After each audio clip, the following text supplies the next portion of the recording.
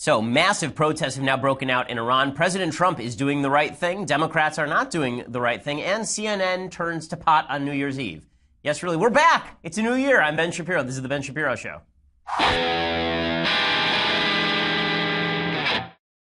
So 2017 wasn't as bad as people thought it was going to be. Everybody's all worried that the world was going to end and everything, and it didn't. Everything was pretty much okay. Yeah, there was turmoil. Yes, it had its ups and downs, like The Last Jedi. But was it okay in the end? Yeah, it was okay in the end, sort of like The Last Jedi and sort of not. So we will get to all of the late breaking news that happened over the break, most of it coming from abroad.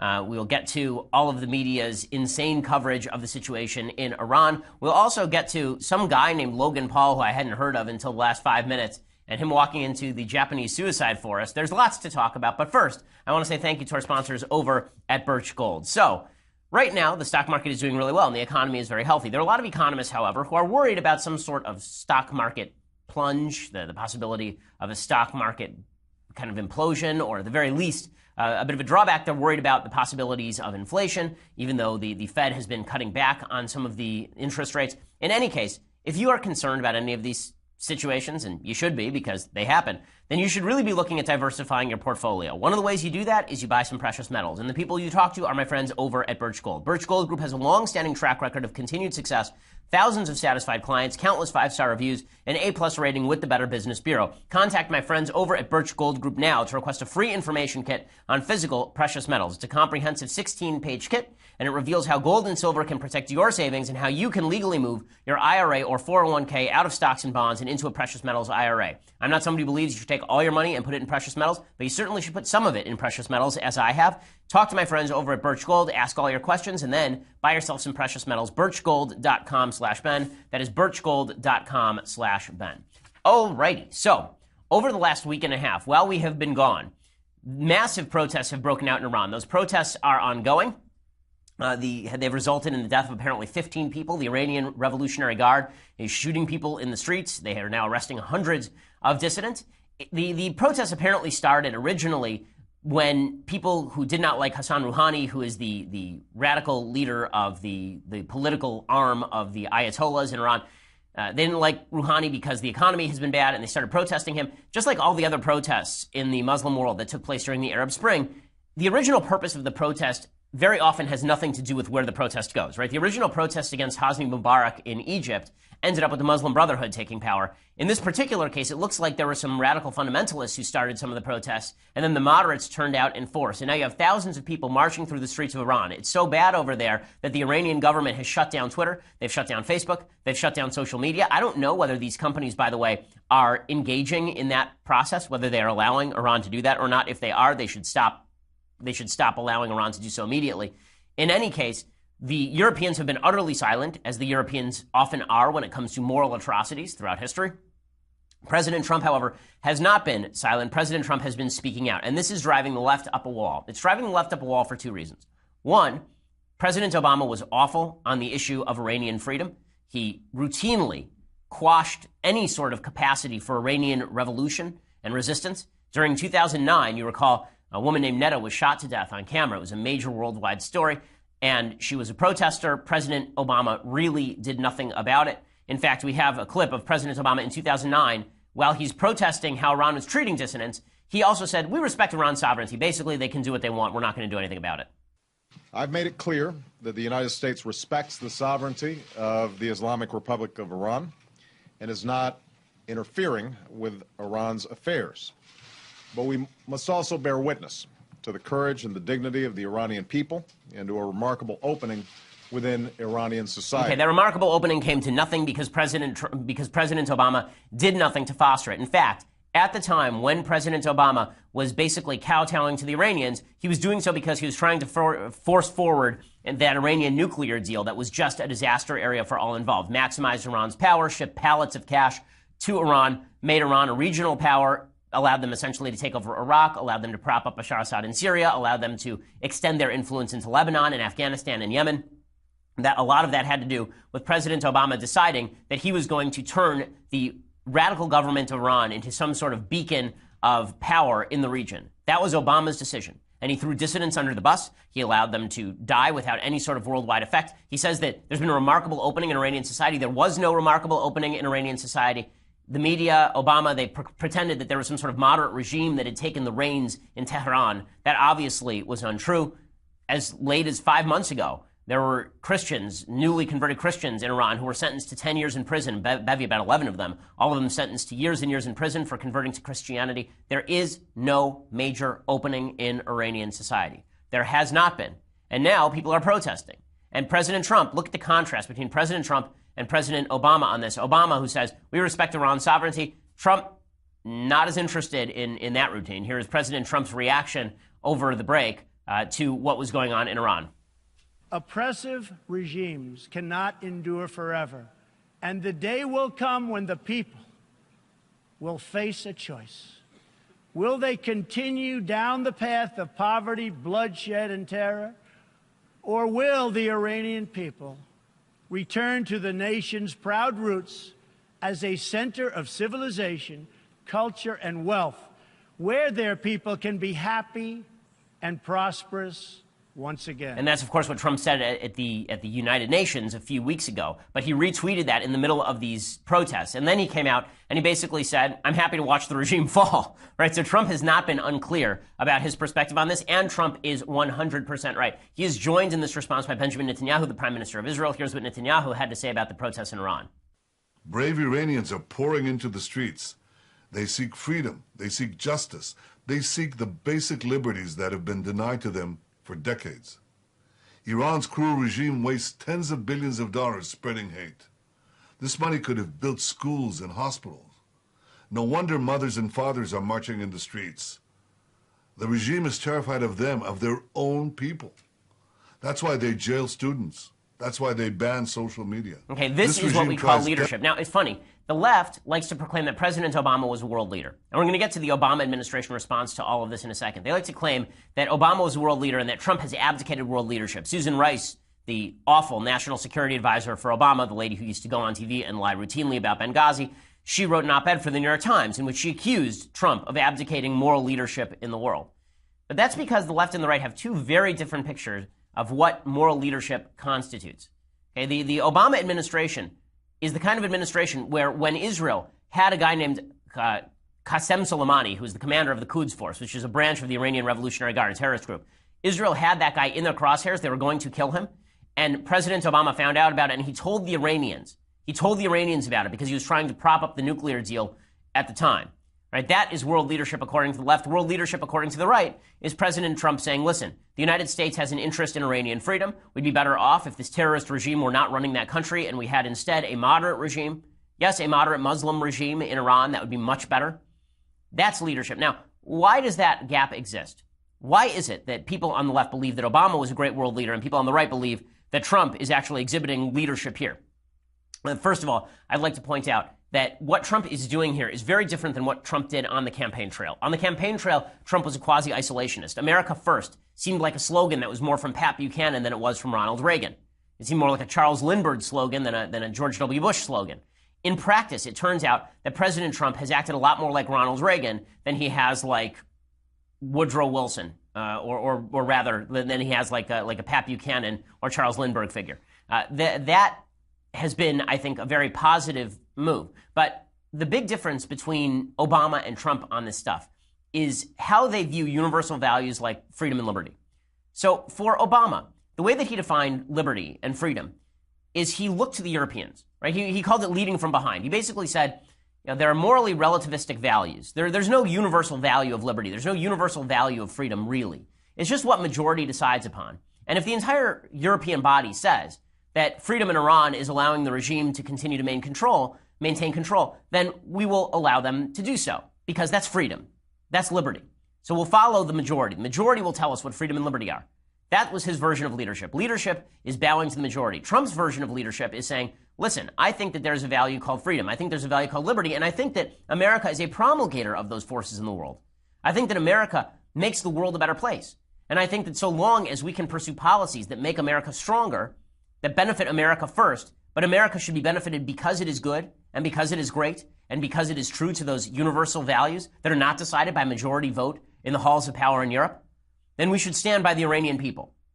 And that's the difference. And it's a major difference. And it's much more akin to George Washington than anything that Obama said.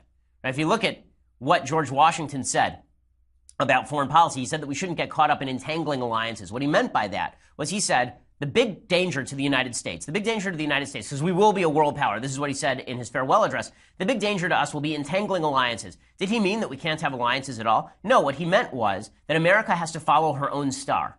That American values are not necessarily going to be the values of Europe. And we can't sign permanent agreements with nations on the basis of values that can change over time. And we can't see ourselves seduced away from universal values that are worthwhile. We can't be seduced away from those values simply because the Europeans would like us to be. I think that is what Trump is saying here. And I think Trump is doing the right thing here, pretty clearly.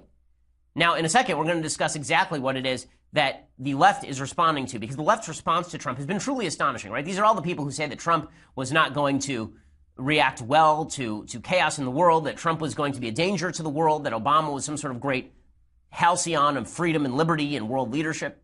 But the response from the Obama administration figures, from the media too, has just been astonishingly garbage. I mean, really, really quite terrible. So here is what Samantha Power tweeted. So Samantha Power tweeted this out. She's the former UN ambassador under President Obama. She tweeted out, Sarah Huckabee Sanders, the press secretary for Trump, had tweeted out, the days of America looking the other way from the Iranian regime's oppression are over. America stands with the Iranian people. Great. Samantha Power, who wrote a book on genocide and then presided over part of the administration that actively sought to allow Bashar Assad to participate in genocide. Samantha Power tweeted out, we stand with the Iranian people so much that we won't let them come here. And so she's slapping Trump. So we're in the middle of a fight with the Iranian government that is repressing its own people, and Samantha Power takes time out to bash Trump because Trump has a travel ban against people traveling from Iran.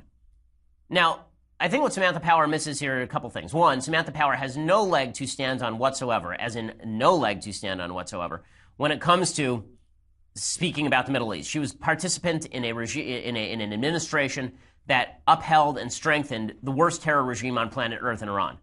But beyond that, the reason that so many Iranians want to flee the country is in part because they were propped up by the Obama administration. If the Iranians actually had a good government, they wouldn't need to come here. That's the whole point. This idea that we have to let all of the Iranians in, not vetted. We have to let any Iranian in who wants to come in, not vetted by the government, because we can't trust the government over there. Or we have to shut up about what's going on in Iran. No, the whole point is we want to change the government over there so they don't have to come over here. That's the entire point. And it's not just Samantha Power. Ben Rhodes, who is just a despicable human being. Ben Rhodes is, of course, the former Deputy National Security Advisor and Special Counsel to the President on Foreign Policy. He was a fiction writer who wrote short stories, unpublished short stories from a Brooklyn apartment before he was elevated to foreign policy specialty under the Obama administration. You'll recall that Ben Rhodes is the same guy who lied repeatedly to the American people. The Obama administration had a ridiculous story that they used to push the nuclear deal. And the ridiculous story that they used to push the nuclear deal was that the Iranian regime had now become more moderate, that Hassan Rouhani, the new leader after Mahmoud Ahmadinejad, he was actually a new moderate type. And we had an opening. We had a gap. We were finally going to be able to do something moderate with the Iranians. And it was Rhodes who pushed this nonsense. It, of course, was not true. And then he lied to the American people about what the Iran deal would do. And then he helped ship pallets of cash to the Iranians so they could use them for terror. The Obama administration openly recognized that that cash was going to be used for terrorism against Western sources. Ben Rhodes tweeted this. He said, the Iranian people are rightfully demanding dignity, less corruption, more opportunity, and greater control over their lives. In looking at U.S. Twitter, it seems lost on too many that this is about what Iranians want for Iran and not about us. First of all, Ben Rhodes, shut it, dude.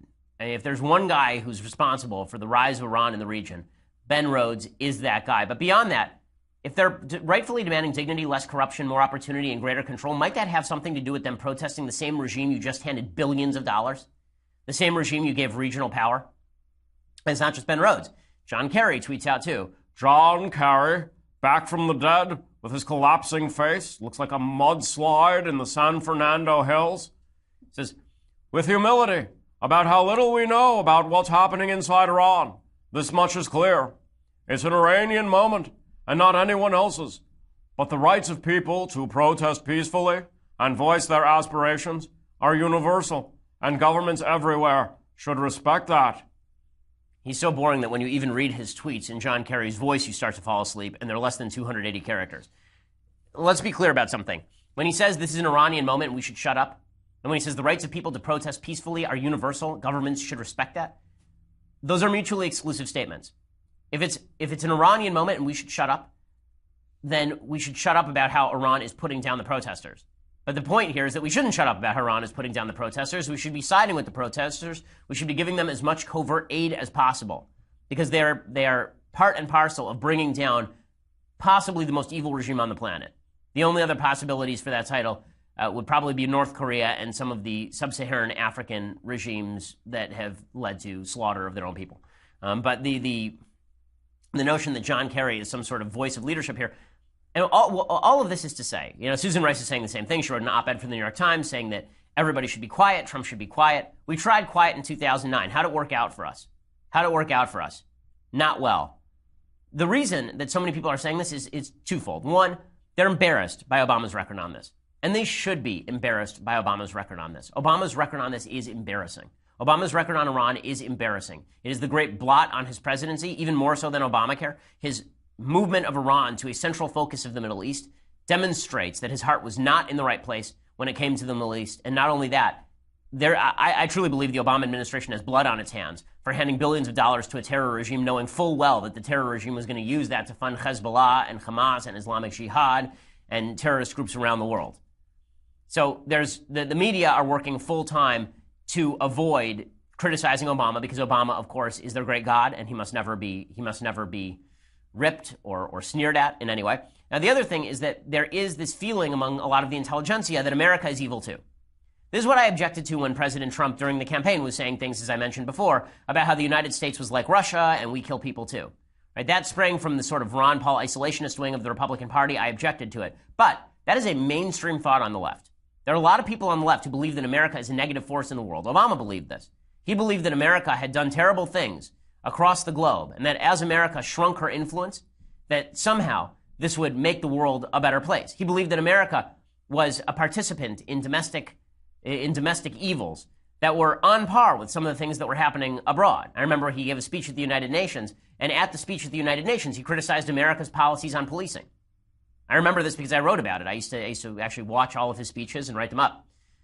And there's a reason that the Iranian government is jumping on that. The Iranian government loves the perspective of the left on the United States. The Iranian government believes that the United States is an evil place domestically, and that America is a place filled with horror and awful and evil and garbage. That's what they believe. So Ayatollah Khamenei, who is the current Ayatollah, he wrote, tweeted this out. The U.S. government commits oppression inside the U.S. too. U.S. police murder black women, men, and children for no justifiable reason. The murderers are acquitted in U.S. courts. This is their judicial system. And they slam other countries in our country's judicial system. And so America is hypocritical and terrible. That's the line that Khamenei is using. And he's not alone. Right? The Huffington Post political commentator named Alex Mohaher tweeted, quote, "The Iranian protests, the resistance, and women's march are all the same. Across the world, people are fighting autocracies and oppressive regimes. President Trump is no different than the oppressive Ayatollahs in Iran." You know how crazy you have to be to believe this? But this is a mainstream thought on the left. I tweeted out in the middle of these protests that you want to see true courage. Look at the women who are protesting a regime that will jail them for taking off a hijab. Right? Those are the people who are brave, not the women wearing pussy hats in New York City. There's no risk to that. To be brave, you actually have to undergo risk. It is no risk to protest on the streets of New York or Los Angeles because this is a free country. But I'm not seeing the Women's March. I'm not seeing Black Lives Matter have one damn thing to say about what's going on in Iran. Maybe Black Lives Matter doesn't have that agenda, but the Women's March certainly should. The Women's March is talking about women's rights. You want to talk about a place with no women's rights? Talk about Iran. But apparently they have nothing to say. And Khamenei knows it. The far left in the United States believes that America is a force for evil in the world. They always have, the far left. And that's why America's enemies have always used the far left as their useful idiots. Constantly, they've used the American far left as their useful idiots. I'll explain that in just a second. But first, I want to say thank you to our sponsors over at Boll and Branch. So, I hope that you got a lot of sleep over the holiday. But if you didn't sleep as well as you'd like, if you didn't sleep as well as you think is necessary, then you need to go over to Boll and Branch because they just make the greatest sheets in the world. Do you think that sheets don't matter? You go to the store, you pick up whatever sheets are on the shelf, or you're driving past a gas station in LA and it says 1,000 thread count, which doesn't mean anything, and you buy it and you go home and you sleep on that tarp, and it's just terrible. It's a tarp. It's not good. Instead, you should be looking to my friends over at Boll and Branch. Okay, Boll and Branch, BOLL and branch.com. They make everything from bedding to blankets made from pure 100% organic cotton. It means they start out super soft. They get even softer over time. The more you wash them, the better they get. They are just incredible. I love my Boll & Branch sheets. I can't honestly sleep on sheets that are not Boll & Branch anymore. They've ruined sleep for me because they're so good.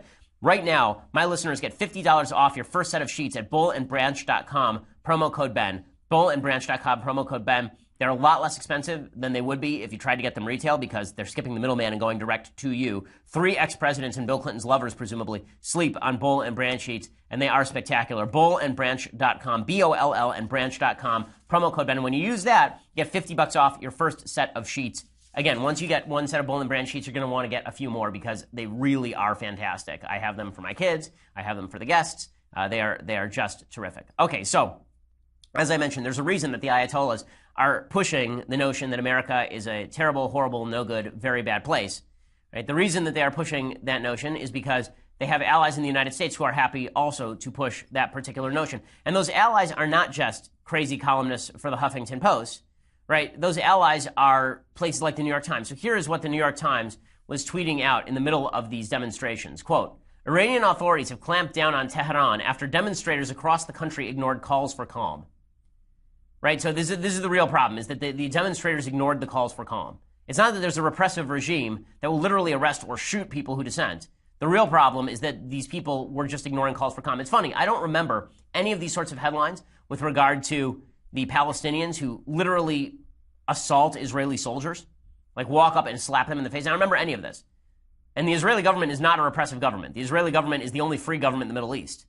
I don't remember any of these headlines. Every time the Palestinians throw rocks at an Israeli soldier, they're heroes. Every time, and the Israeli government's a democratic government, and the Palestinian government is not. Every time Iranian protesters stand up against a repressive regime, the New York Times is talking about how really they're just ignoring the moderation of the Iranian regime. This article from the New York Times is astonishing, right? It's astonishing, and it demonstrates the fundamental disconnect that the left has with reality with regard to Iran, which again is reflective of both Obama administration policy and more deeply of the left's discontent with America's role across the world and in the Middle East. Thomas Erdbrink is the author of this New York Times piece and says he reported that violence broke out in Iran, quote, after demonstrators ignored calls for calm by President Hassan Rouhani, and then he termed Rouhani, who is a tool of the mullahs, right? No one gets elected president of Iran unless the mullahs say okay. He calls him a moderate. Meanwhile, one CNN anchor fretted that President Trump might, quote, put a finger on the scale against the Iranian regime. Right? This is what the CNN was deeply worried about that. Again, the New York Times piece is really amazing. I'm going to try and find a couple of excerpts from the New York Times because it really is that garbagey. Let's see. Here's what the New York Times had to say. What they said is, quote, despite Mr. Rouhani's diplomatic language, it was clear the demonstrators would be given no leeway. Mr. Rouhani has urged demonstrators to avoid violence but defended their right to protest. He did so again on Monday on Twitter. Yes, I am sure that Rouhani is speaking absolutely objectively and honestly, that he believes in their right to protest and won't arrest them or shoot them at all. 15 people are dead in protest. That sounds like not a big number. Imagine if in one weekend there were protests in the United States against President Trump and 15 of the protesters wound up being shot by the cops. Imagine that for half a second. You understand how crazy that would be? Do you understand how evil that would be? Do you understand how we'd all go nuts? And yet we just accept that the Iranian regime is supposed to be moderate because the New York Times says so? Right? Here is their rationale. Rouhani, by the way, is a Holocaust denier. He's a radical just as much as anyone. According to the New York Times, here is why these protests are happening. Quote, this time it is the failure of President Rouhani, a moderate, to deliver greater political changes and economic opportunity, despite the lifting of some of the sanctions against Iran as part of the nuclear deal. Young people are especially angry. The average age of those arrested is under 25, one official said. And here's what they add. Many youths in larger cities enthusiastically voted for Mr. Rouhani when he was reelected in May, raising expectations among many in the reform camp. But since then, even many of the president's supporters say he has failed to fulfill his promises for improving an economy sorely hobbled by years of sanctions, corruption, and mismanagement. Beyond that, the United States has continued other sanctions, making it still harder for Mr. Rouhani to make gains. See, it's Trump's fault. Don't you understand? The reason there are protests in Iran is because Trump is mean to Rouhani, and then Rouhani doesn't have the money to pay off the youngsters. That's the reason. If you believe that, you have to be stupid enough to be a member of the media to really believe that. It's just astonishing. It's just astonishing and terrible, but not a shock at all. Here's a CNN correspondent, right? Again, this just demonstrates that when the left thinks moral leadership, they think the Europeans ought to be exhibiting it and American presidents ought to be taking a back seat. This is Arwa Damon, who is a senior international correspondent for CNN, and she talks about how America doesn't have any moral leg to stand on. A lot of nations and their populations, no matter how they feel about their governments in particular, do perceive the United States as not really having a moral leg to stand on. They don't perceive us as having a moral leg to stand on? The Iranian government literally hangs gay people from cranes, and we don't have a moral leg to stand on? And CNN is repeating that sort of nonsense? Yeah, the fact is, the people in places like Rasht in Iran, they require our help. And I hope that President Trump has authorized all covert help to topple this regime. It would be a massive benefit to the world. Honestly, I didn't think we would see a repeat of 2009 in my lifetime. I could not be more pleased that within 10 years we are seeing another huge movement against the Ayatollahs. Now, that is a great thing, and I hope that the Trump administration continues to do what it's doing. The media's defense for Obama on this is just astonishing, and it's really gross, and there's really no excuse for it. But speaking of media bias, so the New York Times has now released a story in an attempt to quash all of the talk about the Russia dossier. The New York Times has released a new story. So this was the big news story last week that we didn't have a chance to discuss. So if you will recall, all the way back to last year, I know it feels like forever ago. If you recall, all the way back to last year, there was the narrative was basically now that the Mueller investigation had originally been launched. The FBI investigation into Trump-Russia collusion had originally been launched based on the dossier, the so-called Russian dossier. That Russian dossier had been paid for by Fusion GPS. Fusion GPS had been funded by Democrats. They dug up a bunch of supposed dirt about Trump. And then the FBI had jumped on that dossier to get a bunch of FISA warrants and go after members of the Trump team. A lot of people, including me, had said that if that was true, if that was really why FBI had launched its investigation based on this dossier, then that called into question the entirety of the investigation. If based on a Democrat-funded Oppo research project that had not been substantiated in any real way, they've started this entire effort, then it looks like a lot of smoke and no fire. So the New York Times came out with an article over the break, and that article basically tried to kill that narrative. So the article essentially suggested that the reason the FBI originally launched its investigation is because there was a guy, as you remember, his name was Papadopoulos, right? His name was George Papadopoulos, and George Papadopoulos was a foreign policy advisor to the Trump administration, and the idea was that George Papadopoulos had basically gone around telling people that the Russian government had hacked Hillary's servers or had hacked the DNC, and had been giving material to the Trump administration or to the Trump campaign. And based on that, the FBI had found out about this and then launched an investigation into collusion between Trump and Russia. So it had nothing to do with the dossier at all. The dossier is a back burner issue. This is what the New York Times is reporting. So number one, I'm not sure how much to trust the story because, again, it is based on anonymous sourcing. And whenever you have an anonymously sourced story like this, it's very difficult to trust it all the way. Second of all, even if it was based on Papadopoulos going around and saying things, that doesn't necessarily mean that the actual investigation came up with anything or that it wasn't biased in how it pursued the investigation. Right? If they then went ahead and used the dossier in any way, then that calls into question bias in the investigation. The fact that Peter Strzok, who was, as you recall, a high-ranking lawyer who was working with the FBI and the DOJ in their pursuit of Trump-Russia collusion, that he was an anti-Trump crusader, and that he was having an affair with another member of the team, and that they had suggested that there was an insurance policy against Trump should Trump win the presidency. Right? All of that continues to call into question the Mueller investigation as a whole. However, I wanted to report that to you so at least you have the full information. David French has a very good piece about this. So does Andrew McCarthy over at National Review. And he points out, does Andrew McCarthy, that the Times collusion narrative, the Times story about Trump-Russia collusion seems to be a lot of garbage for the most part. That the catalyst for this entire investigation was not actually Papadopoulos, it was actually Carter Page. You remember that Carter Page was the guy who originally they got the FISA warrant against, and that deepened into a full-scale investigation because Carter Page traveled to Moscow. Again, a lot of smoke, no fire, not much here. Here's what we do know, right? This is another astonishing story that broke over the weekend. Hillary Clinton supporter David Brock's American Bridge 21st Century Foundation, this is according to the New York Times again, gave attorney Lisa Bloom's firm $200,000 to help support a sexual misconduct case against Donald Trump, according to the New York Times. Sources were described as two Democrats familiar with the arrangements. They also said that a fashion designer named Susie Tompkins Buell gave $500,000 for the same purpose. The sources claimed that Bloom returned money to Buell but kept the cash from Brock. Bloom, this is according to Mediaite. Bloom declined to name the donors when the Times reached out for comment. She said the donors reached out to her and asked how they could help. She told them that she was working with several women who could find the courage to speak out if funds were given for security and the like, even a safe house. One woman wanted $2 million and declined to talk.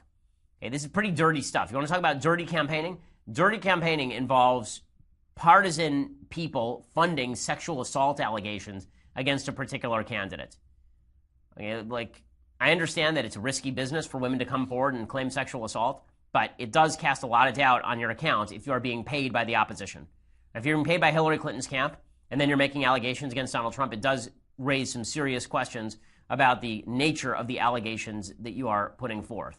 So that is not good for the entire narrative that the only person who was cheating in the election, the person who was really manipulating the election, was President Trump. Okay, before I go any further, I want to say thank you to our sponsors over at ZipRecruiter. So, it is a fresh new year, and you need employees. You need the best employees. You need the best employees you can find. The way that you get those employees is you go over to ZipRecruiter. ZipRecruiter posts your job to over 100 of the web's leading job boards with just one click. Then, ZipRecruiter actively looks for the most qualified candidates and invites them to apply. They even review every application to identify the top candidates so you never miss a great match. That is why ZipRecruiter is different. Unlike other hiring sites, ZipRecruiter does not depend on the right candidates finding you. It finds them instead. It's no wonder that 80% of employers who post on ZipRecruiter get a quality candidate through the site in just one day. You have to go to ZipRecruiter. It's the smartest way to hire. And right now, by the way, my listeners can post on ZipRecruiter for free. That is right, free. Go to ZipRecruiter.com/dailywire. That is ZipRecruiter.com/dailywire. One more time, go to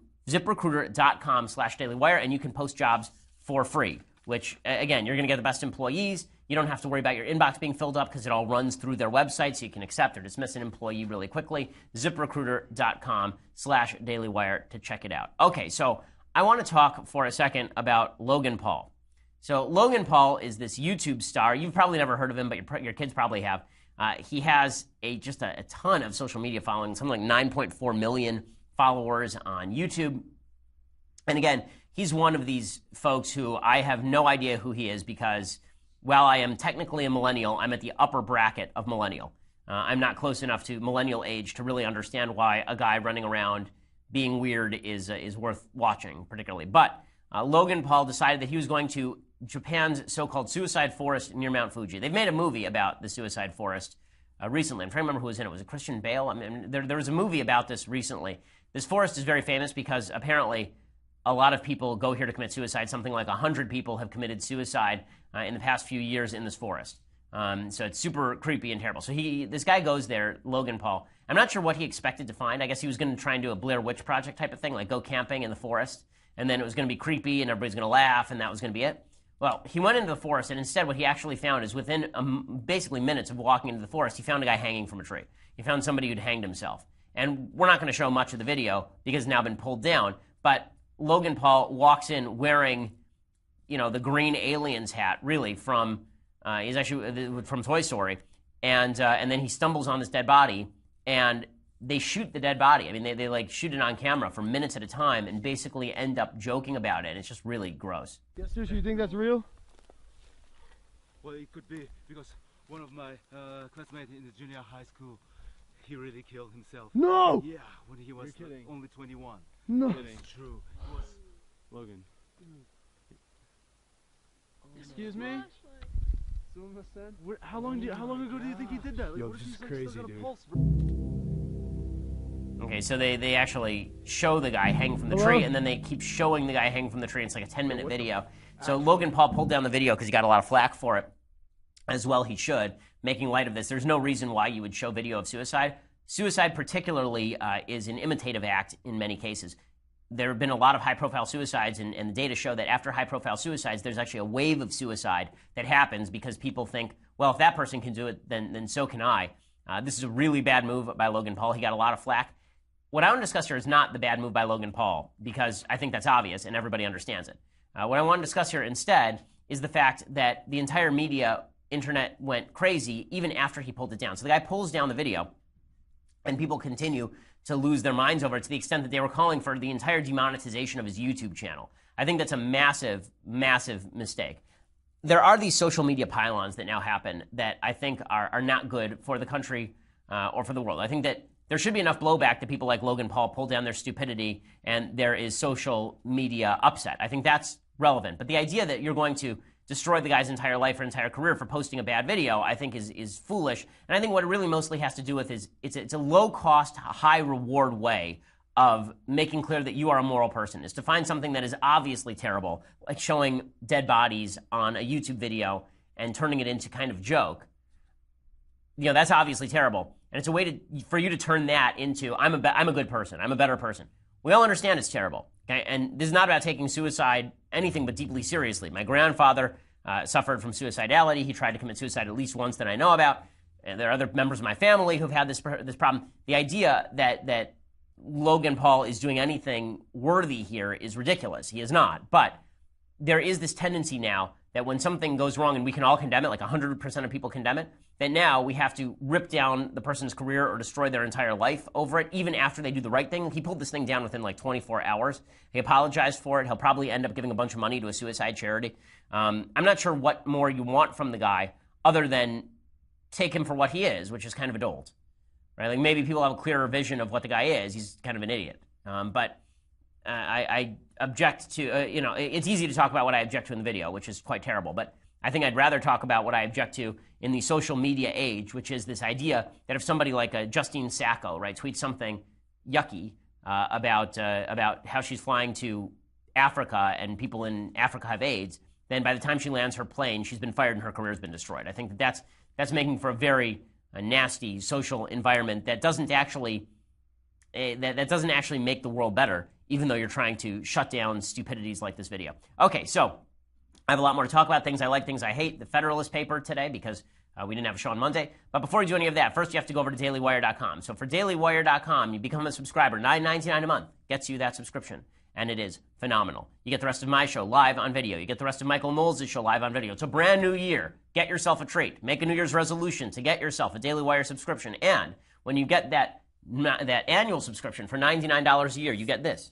The very greatest in the leftist tiers, hot or cold tumbler. So fantastic, so grand, so great. You will enjoy it every day this year. And it will be a year of many leftist tiers. I have a feeling they are coming in on a daily basis. So if your other mug has already overflowed, then buy a subscription for one of your friends and then steal this particular tumbler and use it as a second overflow mug. In any case, you can get that for your annual subscription. Also, you get to ask us questions in the mailbag on Friday and be part of the show more broadly. The Shapiro store will be launching sometime this year.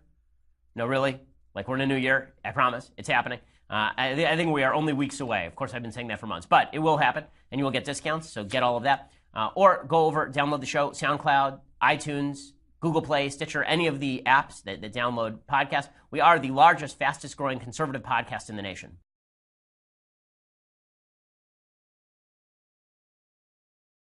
Okay, time for some things I like, and then we'll do some things that I hate. So, things that I like. Let's begin with the Sam Harris debate. So, as I said, late last year, I think it was late December or early December, I did a debate with Sam Harris, who does his own podcast called Waking Up with Sam Harris, and Eric Weinstein, who's become a friend. He's also the CEO for Peter Thiel, and we all did a debate / discussion about religion and free speech and atheism and the meaning of life and morality, and it was really great. We did this big event up in San Francisco. Sam has a great audience and a great crowd. Probably 2,500 people, 3,000 people showed up, and it was just a lot of fun. It's now up. You can go listen to it over at Sam Harris's website. You can also download it, I believe, from Sam Harris's podcast, so check that out. That's well worth listening to. Also, this week, tomorrow, we're going to be doing Dave Rubin's show, so you should take a look at that because we're going to live stream that as well. So I'll be on Dave Rubin. Also, I believe I'm on Jordan Peterson's show this week, so I'll be making the rounds in the new year, so that's really exciting. But this was a really fun discussion, and it gets to some really root issues about religion and belief and meaning and free will and determinism and choice. It was really quite fascinating. I enjoyed it quite a lot. Sam's a really good guy, and we may disagree on some of the most fundamental issues of the universe, but there are certain things we definitely do not disagree on, and that is the value of discussion and the value of free speech. So go check that out. Okay, other things that I like. So I have become a big fan of this show on Netflix called The Last Kingdom. So if you're on sort of Game of Thrones hiatus and you're looking for something to watch, this is basically Game of Thrones without the magic. it's got some sex scenes, but they are kind of parodic in how they're done. In any case, it's really a good show. I like it a lot. The show is about the birth of England in the 9th century.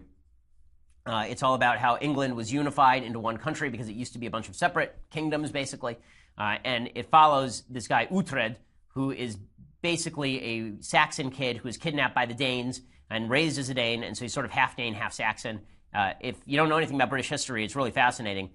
The Vikings were a large part of British history. They basically invaded the island of Britain very, very early on, and they were fighting with the Saxons. And then later, you would have the Normans who were coming over from France. It's all really interesting stuff. In any case, check it out, The Last Kingdom. It's well worth watching. Here's a little bit of the preview. What is it? Ships. I saw them first from the beach. What ships? Danes. We were kings here once, boy. Our ancestors took this land, and it has been strengthened with our blood and bone. Now you are the new heir of Bebbanburg, and you will die for it if needed. Yes, father. What kind of hell is this? So the battle scenes are actually really cool. It shows how the Danes use particular strategies, and if you like the Battle of the Bastards episode from Game of Thrones, there's a lot of that kind of stuff in the show. So it's really fun and worth watching. Okay, one more thing that I like. So as you recall, we made fun of it on the show. Clay Travis was on CNN last year, one of my favorite media moments in all of last year. Clay Travis was on CNN with Brooke Baldwin, and he was talking with her, and suddenly he just launched into a random monologue about how his 2 favorite things were boobs and the First Amendment. Should have said his 3 favorite things were boobs and the First Amendment. And she acted all offended, and it was just terrible. How dare... And so there was a couple who decided to fake a wedding proposal to mock CNN. So watch this. They just shout Clay Travis's slogan. Pretty spectacular. But we want to introduce you. Hey, come Dustin. here. To this guy. What's your name? My name's Dustin. Dustin, we understand you have something special. Yeah, for sure. All right, well, come on. Hey, come here. And your girlfriend in the red. Beautiful. Hi. Where are you from? Atlanta. Yeah, I'm an Atlanta girl. Let's do it. Marissa, I love you. And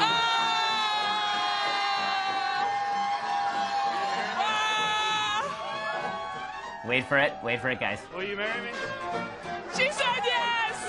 She said yes! I love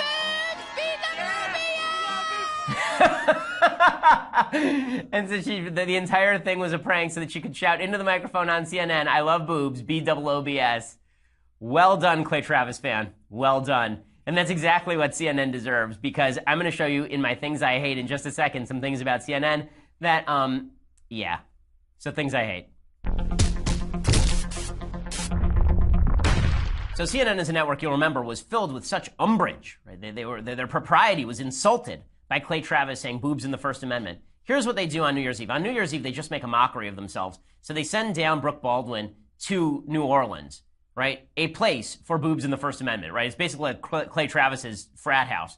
And there you have people like Brooke Baldwin, right, who was very offended, as you'll recall, super duper offended by that language. How dare you say BOOBS? How dare you say that on national TV? Here is where she tells Don Lemon about the size of her testicles. Yeah, really. Right here. My balls are bigger than your balls. Probably. Oh. Do you want to dance, or should we talk to some people? And then they all dance on CNN because this is the most trusted name in news. Get that James Earl Jones voice going over there. Okay, that wasn't the only ridiculous moment from New Year's Eve. Also, they decided to legitimately do drugs on the air on CNN, so that was exciting. This is clip 8. So this is CNN had a reporter who legitimately started smoking weed on air on New Year's Eve in Denver. How's it going, Randy?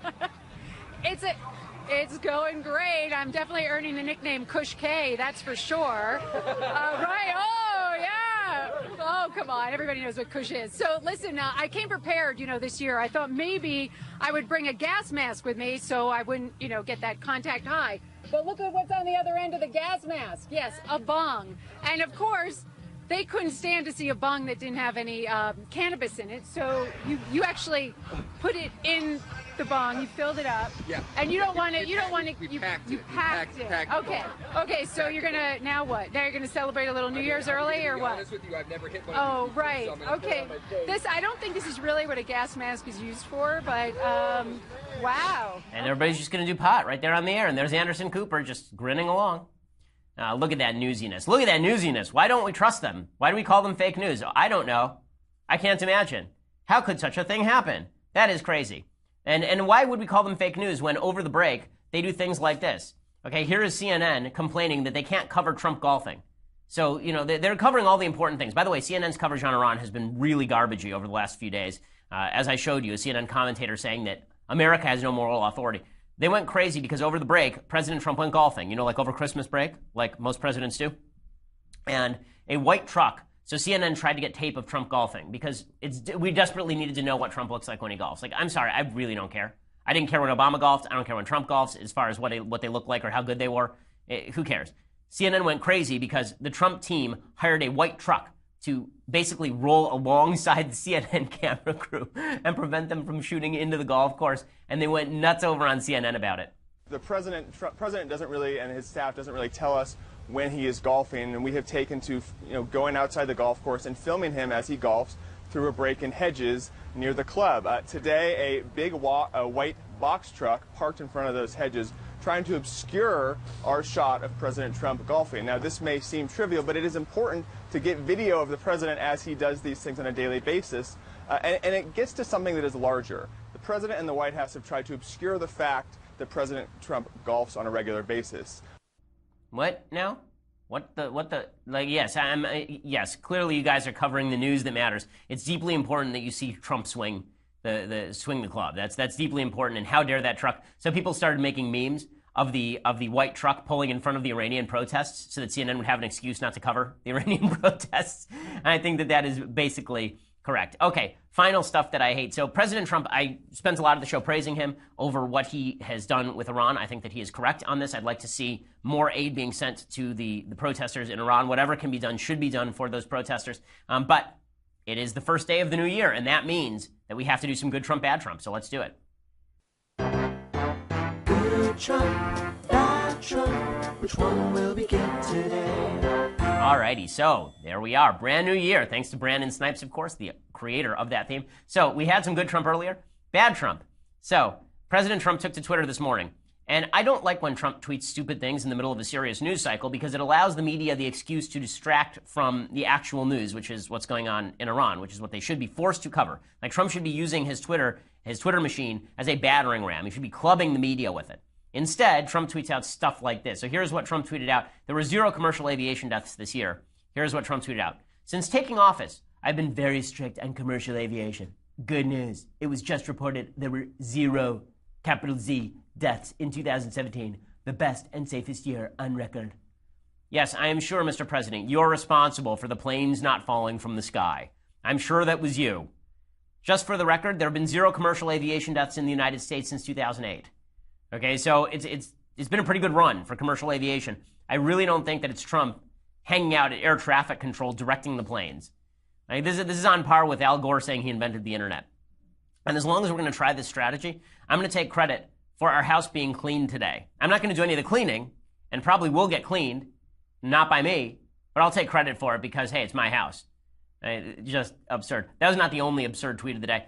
President Trump trying out a little bit of game theory. He tweets about DACA. So DACA, as you'll recall, is the Deferred Action for Childhood Arrivals program.